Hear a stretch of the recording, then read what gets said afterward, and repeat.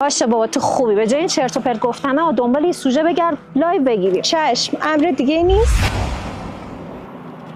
سلام دوستان عزیزم، تو این هوای سرد با این اوضاع خراب اقتصادی بیرون که میاین هر چقدر تونستین به اندازه وسعتون به دیگران کمک کنین. ما هم امروز اومدیم که با چند تا غذا به نیازمندا کمک کنیم.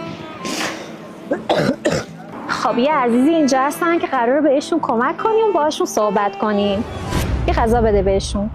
دست شما در نکنه ولی از من فیلم نگیر. پسر گل ویوش بالاه، معروف میشی یا جای تشکر کردنته؟ باش خواهش کردم دست اصلا بردارین دیگه. آخه ای طفلی چی کارش داری؟ بیا یکم با فالوورام حرف بزن، زشت حرفای قشنگ بزن. بیا. چی بگم؟ فکر میکردن خوبی کردن با چشم بسته است، ولی الان نگاه یه دنیا به منه که بهم غذا دادی، چشم دل سیرم کردی.